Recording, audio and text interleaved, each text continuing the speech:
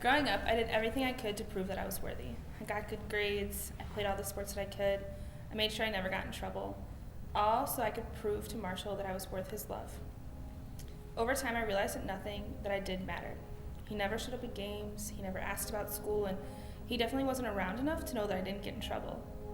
I realized that it didn't matter what I did, I would never be enough for him. Going into high school, I thought that if I could love other people and they could make them feel loved, that I would feel loved too. If I could satisfy their needs, my needs would be satisfied too.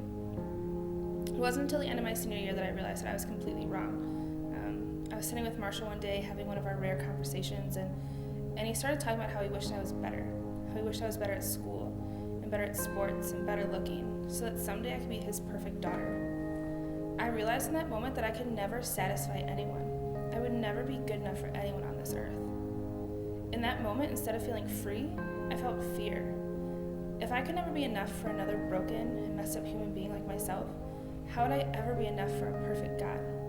How would I ever be worth Christ's death on the cross? Coming to Michigan State, I made the decision that I was going to leave God behind. He didn't have a place in my life anymore. Thankfully, God had a different plan for me.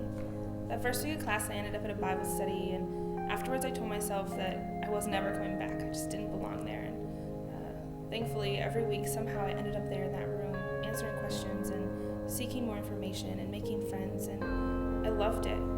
But it wasn't until my Bible study leader sat me down and went through this booklet about how to know God personally that I realized that there was so much more to the story. At the end, she asked me to go through this prayer with her just to kind of sum up everything we had talked about, and I got halfway through and it just hit me.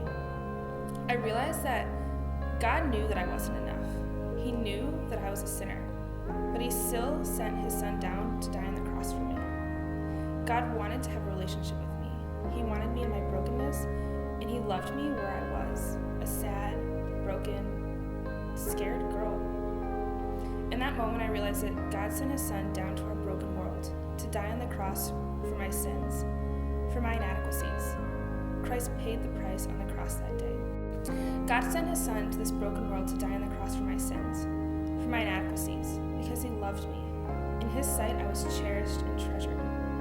In that moment, I realized that Christ is the only thing I can put my hope in. His grace and love are the only things that are constant in this world. In that moment, I realized that God is praiseworthy. He's magnificent, he's mighty, he's just, and he's majestic. I don't deserve his love, but he gives it to me freely, and he treasures me. To this day, 2.5 years later, I still struggle with finding my worth and acceptance in the people around me. But I know that Christ is standing right in front of me, waiting for me to turn to him to find my acceptance in him. My name is Kelsi Craig. Before, I felt unlovable.